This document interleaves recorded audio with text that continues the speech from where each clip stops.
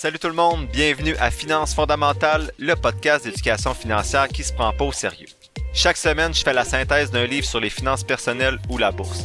Je résume donc des heures de lecture en quelques minutes pour que t'aies pas à le faire. Tout ça dans un vocabulaire accessible avec des exemples réalistes et transparents qui vont te permettre de mieux comprendre le monde financier si tu es débutant dans le domaine ou plutôt de réfléchir à tes stratégies actuelles si tu navigues déjà dans ce domaine-là. Donc, si tu souhaites prendre en main tes finances et te construire un patrimoine qui va te permettre d'être libre de faire ce que tu veux, t'es à bonne place. C'est parti, bon podcast! Salut tout le monde, bienvenue à ce 70e épisode de Finances fondamentales. Aujourd'hui, je fais la synthèse du livre The Rule No. 1, donc la règle numéro 1, écrit par Phil Town en 2007. En introduction, l'auteur dit que pour la plupart d'entre nous, la bourse est une zone interdite. C'est trop compliqué, c'est trop dangereux. Je dis la plupart d'entre nous, là, peut-être pas mes auditeurs, mais la plupart des gens. Pour la plupart des gens, la bourse c'est dangereux à leur esprit. On laisse donc les experts la plupart du temps s'en occuper. C'est dommage selon Phil Town parce qu'il existe un moyen pour tout le monde de gagner de l'argent en bourse. Il s'agit selon lui d'une idée de Warren Buffett que lui-même a exposée dans son livre La règle numéro 1. Soit trouver une entreprise formidable, déterminer sa valeur, acheter ses actions pour la moitié de sa valeur et répéter ça jusqu'à ce qu'on devienne riche.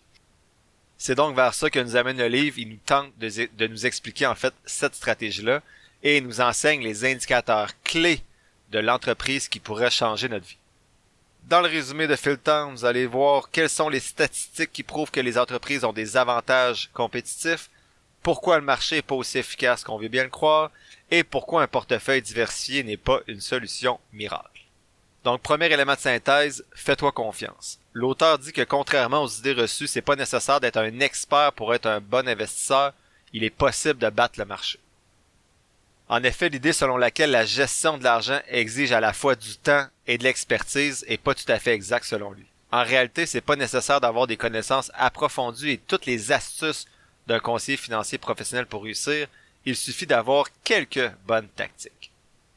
Il dit qu'heureusement, l'Internet offre aujourd'hui les outils et les connaissances dont on a besoin à un coût minime.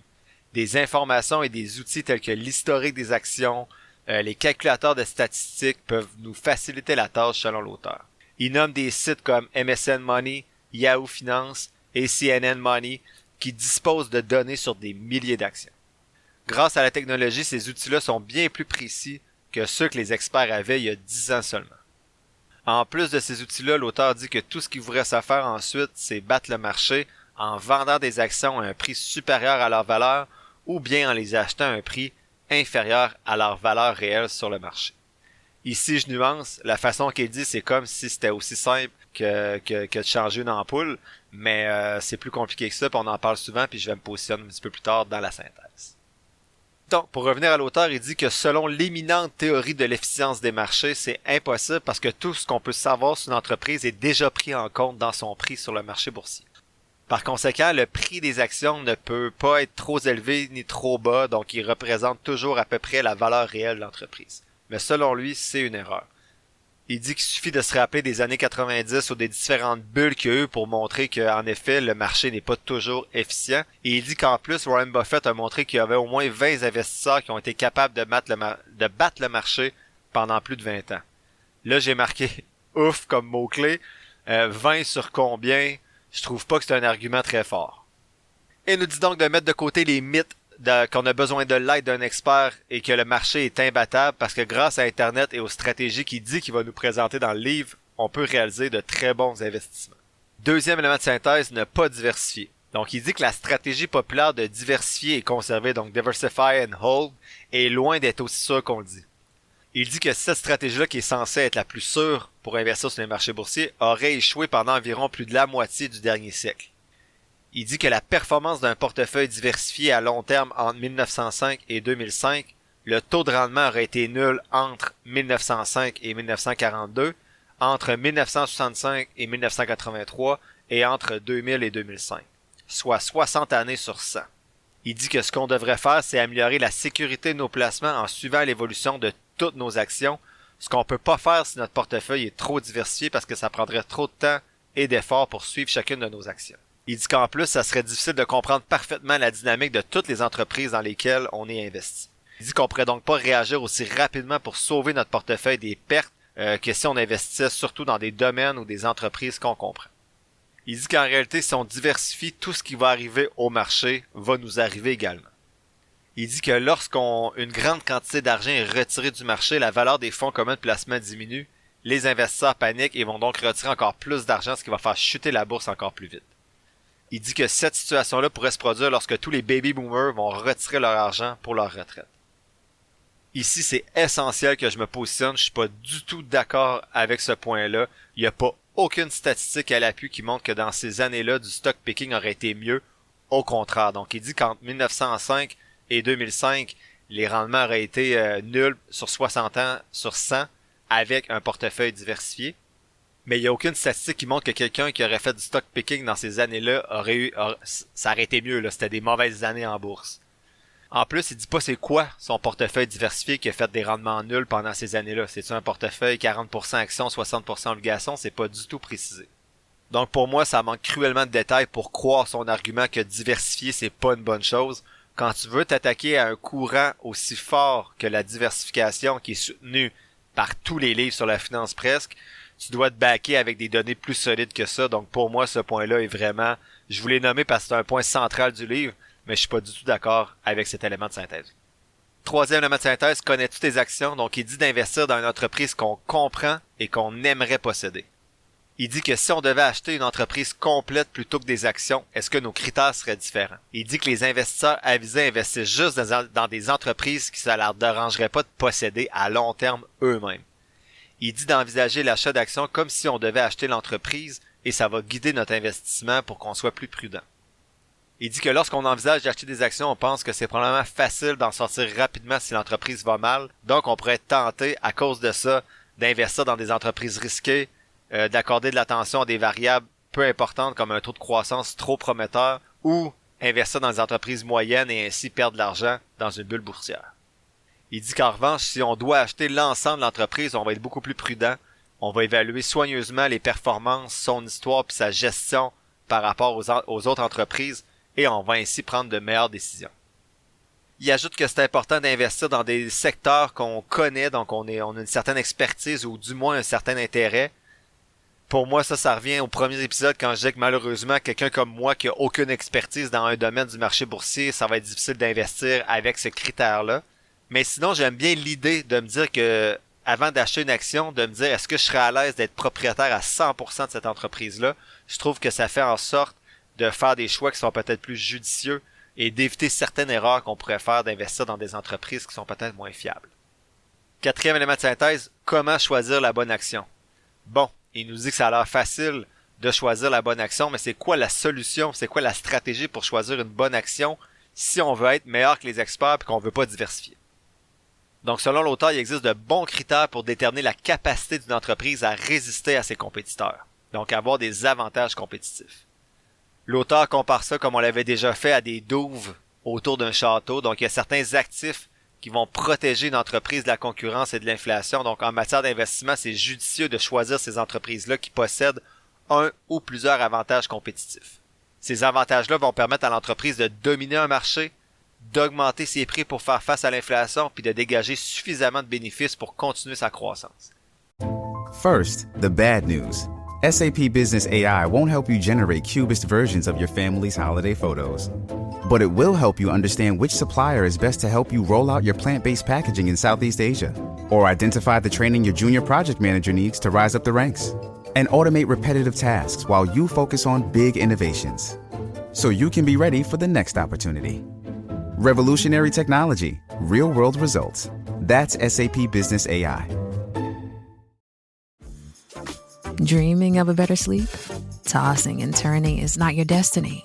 And Ollie is here to help. Ollie invites you to sink into sweet, sweet slumber to improve your mental and physical health and overall wellness. More than just melatonin, Ollie's ingredients help you unwind your mind for a delightfully dreamy drift off. Sleep is on the way at Ollie.com. That's OLLY.com. l'auteur présente de nombreux types d'avantages. Donc, il y a certains avantages qui peuvent être intangibles comme un brevet ou un secret commercial qui va rendre la concurrence directe très difficile, voire illégale. Il donne l'exemple de Pfizer qui disposait d'un brevet pour son Viagra puis qui a connu un énorme succès parce que les autres entreprises n'étaient pas autorisées à copier le produit. Donc, Pfizer, pendant plusieurs années, a été confronté à une véritable, presque un monopole. Donc, il n'y avait aucune concurrence ou quasi aucune concurrence dans ce domaine-là. Un autre type d'avantage, ça peut être une marque forte à laquelle les clients s'identifient ou à laquelle les clients vont être extrêmement fidèles, donc notamment Coca-Cola qui est une marque incroyablement stable et puissante selon l'auteur, et les clients vont souvent choisir Coca-Cola peu importe le prix ou le goût des autres boissons qui peuvent être proposées par les compétiteurs. Il dit qu'un avantage compétitif, ça peut aussi être que les produits sont moins chers ou plus faciles à acheter, comme Walmart, qui a un pouvoir de négociation avec les fournisseurs assez grand, ou Costco. Ça lui permet donc de vendre des produits à des prix super compétitifs que d'autres bannières peuvent pas du tout à côté.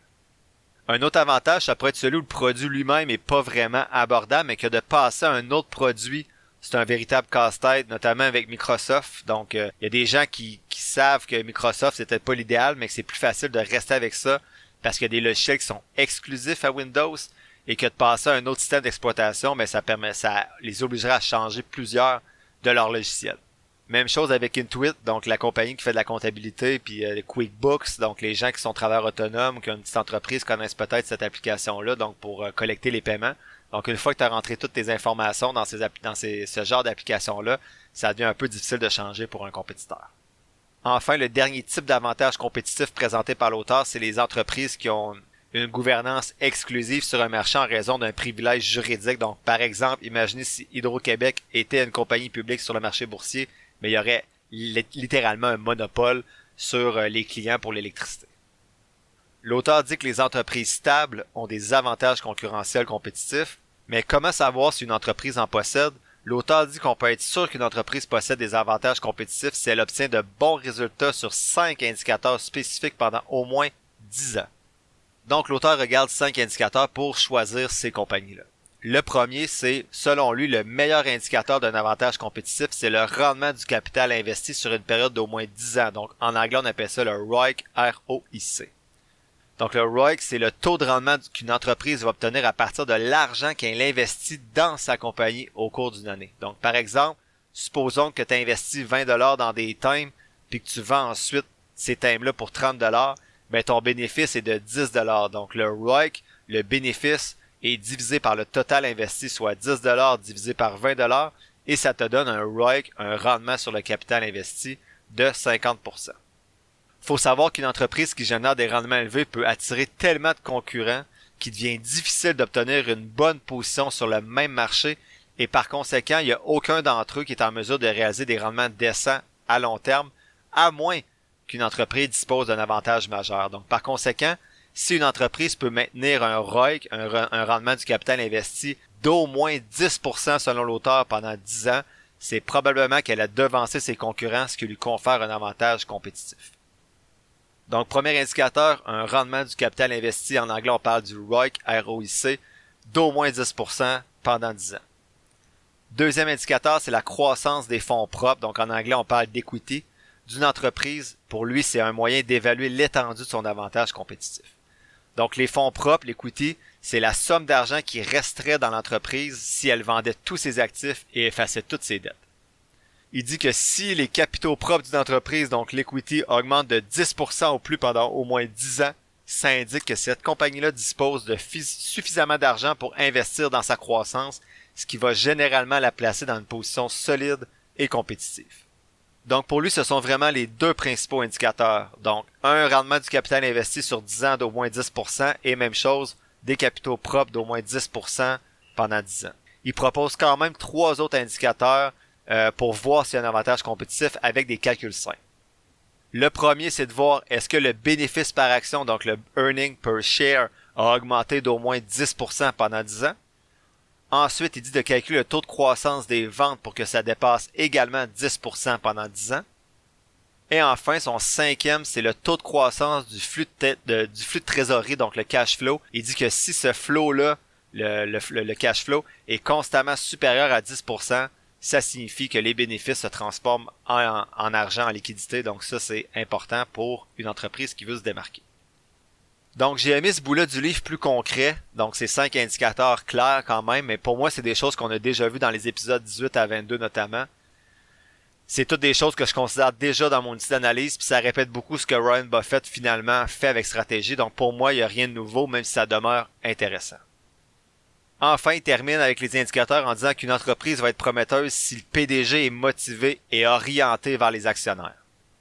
Donc au-delà des 5 indicateurs plus quantitatifs, il dit que lorsqu'on se demande si on doit investir dans une entreprise, on doit toujours se référer à ces critères-là, mais aussi quelle est l'efficacité du PDG à qui on va confier notre argent.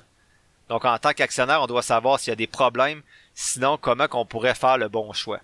Par contre, ici, je m'interrogeais, comment qu'on fait pour vrai? Donc, on peut lire les earnings, les nouvelles pour savoir qu'est-ce qui se passe, on peut lire qu'est-ce que le PDG nous dit, mais la nouvelle va toujours être en retard, assurément, comme investisseur autonome et même les investisseurs institutionnels. Donc, pour moi, ce critère-là demeure toujours flou.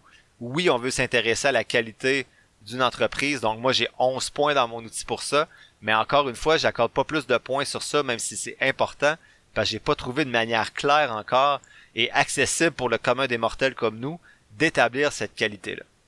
Donc l'auteur dit qu'un bon PDG va annoncer si l'année a été mauvaise, puis il va essayer de donner une explication qui est raisonnable, et il va s'abstenir de prendre des mesures qui augmentent temporairement le cours de l'action, mais qui nuisent à l'entreprise à long terme. Donc ça, c'est des choses quand même que vous pouvez voir dans les earnings calls, donc quand il y a des questions qui sont posées au patron, mais en même temps, encore une fois, il y a toujours un délai entre le moment où vous obtenez l'information et le moment quand cette information-là est déjà intégrée dans le prix de l'action sur le marché boursier. Il dit également de rechercher un PDG qui est motivé, qui va essayer de garder, de faire en sorte en fait que l'entreprise soit rentable. Il dit que les PDG de ce type-là visent des grands objectifs et les rappellent à leurs employés. Donc, une entreprise dotée d'un tel dirigeant, selon lui, est bien placée pour demeurer ou devenir une entreprise exceptionnelle. Donc, en gros, il dit de savoir si un PDG est motivé et honnête pour vous permettre d'estimer correctement la valeur d'une entreprise. Mais je répète mon questionnement. OK, c'est bien, mais comment faire ça? Enfin, 5e et dernier élément de synthèse aujourd'hui, la marge de sécurité. Je sais pas si vous vous rappelez du premier point dans lequel il disait que la théorie du marché efficace, efficient était erronée. Donc il nous explique pourquoi. Il dit contrairement à la théorie, le prix et la valeur sont pas la même chose. Donc le prix auquel une entreprise va se vendre sur le marché boursier, c'est pas sa valeur réelle. Et il dit que la clé, c'est d'acheter lorsque la différence entre le prix et la valeur réelle va nous donner un avantage. Il dit que la valeur réelle d'une action peut être difficile à évaluer parce qu'elle est basée sur le futur bénéfice de l'entreprise, sur les futurs bénéfices de l'entreprise et sur son ratio justement cours-bénéfice, donc son PE ratio qu'on a vu déjà dans des épisodes précédents. Donc l'auteur termine en disant que les marchés sont imprécis à court terme et ce qu'il faut faire, c'est exiger une marge de sécurité importante et pour lui, une bonne marge de sécurité doit être égale à la moitié de la valeur d'un investissement. Donc moi, je vous disais que je suis entre 10 et 30%. Donc si un titre se vend 100$ et que moi, ma valeur réelle est à 70$, ben pour moi, c'est un signal d'achat intéressant. Par contre, lui dit que cette marge-là doit être de 50%. Donc c'est sûr que si on recherche des actions avec 50% de marge de sécurité, peut-être qu'il en existe, mais sont plus difficiles à trouver selon moi. Et même si vous les trouvez, c'est sûr qu'il y a toujours un risque additionnel associé à ces entreprises-là parce que si ont descendu beaucoup dans leur prix sur le marché boursier, c'est parce qu'il y a des problèmes dans l'entreprise, assurément. En conclusion, en gros, l'auteur dit que grâce à Internet, c'est pas nécessaire d'être un expert pour investir intelligemment son argent. Tous les outils nécessaires et les données boursières sont disponibles en ligne. En utilisant ces outils-là puis en effectuant des calculs spécifiques, plutôt en prenant les indicateurs qu'ils nous proposent et en sachant comment repérer justement une entreprise qui est exceptionnelle avec un bon PDG, il dit qu'on va être en mesure de faire des choix d'investissement logiques et de construire progressivement notre patrimoine financier. Je dois avouer que je recommande vraiment pas ce livre-là. On répète des choses mieux exploitées dans d'autres livres selon moi, notamment les indicateurs d'une bonne compagnie pour l'analyse fondamentale. Donc je vous invite plutôt à voir l'épisode 22 avec le livre de Bernard Mooney qui est beaucoup plus précis. Et même si je suis favorable à l'analyse fondamentale comme stratégie, qui occupe quand même 30% de mon CELI, le fait qu'ils disent que la diversification est inutile avec des données boboches, ça m'a vraiment déçu en commençant le livre. C'est un peu comme dans l'épisode 68 avec Bank on Yourself. Vends-moi les avantages de ton approche sans essayer de cracher sur tout ce qu'il y a autour. Donc, qu'est-ce que je retiens de ce livre-là? En gros, c'est que ça semble facile pouvoir battre le marché boursier et être dans les 5% qui réussissent à le faire pendant plus de 5 ans. Donc, un peu de sarcasme ici, bien sûr, pour terminer le tout en beauté. La semaine prochaine, je fais la synthèse du livre de Peter Lynch écrit en 2000 qui s'intitule One Up on Wall Street. Et ce jeudi, je partage sur la page Facebook du podcast les résultats obtenus pour 20 compagnies n'ayant pas passé la première étape dans ma stratégie d'analyse fondamentale effectuée en septembre 2023. Ça veut pas dire que c'est pas des bonnes compagnies, au contraire, elles sont pour la plupart de bonnes compagnies parce qu'ils ont quand même sorti dans mon screener, mais c'est pas des compagnies dans lesquelles je souhaite investir à court terme, en fait dans les prochains mois. Donc ces 20 compagnies-là incluent notamment Apple et Intuit que j'ai discuté un petit peu plus tôt aujourd'hui. L'épisode tire à sa fin. Je te remercie d'avoir pris quelques minutes aujourd'hui pour m'écouter. J'espère que les contenus partagés t'auront apporté de la valeur. Si c'est le cas, ou bien que tu trouves que de façon générale, le podcast aide à ta santé financière, tu peux soutenir mon travail de 3 façons différentes. D'abord, tu peux t'abonner au podcast pour $3,99 par mois afin d'avoir un accès en plus à un épisode mensuel supplémentaire à chaque premier jeudi du mois. Ensuite, tu peux donner de la visibilité au podcast en le partageant avec ton entourage et sur tes réseaux sociaux ou en cliquant sur le bouton suivre, abonnement ou quelque chose qui ressemble à ça selon la plateforme sur laquelle tu m'écoutes. Ça te coûte rien et ça m'aide beaucoup. Enfin, tu peux nourrir les futurs épisodes en me posant des questions ou en me suggérant des lectures sur la page Facebook du podcast ou par Gmail. Toutes les informations sont quelque part dans la description de l'épisode. Je t'invite justement à t'abonner à la page Facebook du podcast pour avoir accès chaque semaine à l'image synthèse des épisodes et également à l'analyse des compagnies en bourse que j'effectue à l'aide de ma stratégie d'analyse fondamentale. N'oublie pas que je suis pas un expert, prends donc jamais ce que je dis pour du cash, fais toujours tes propres recherches. Sur ce, merci encore pour ton écoute et on se voit dans le prochain épisode de Finances fondamentales.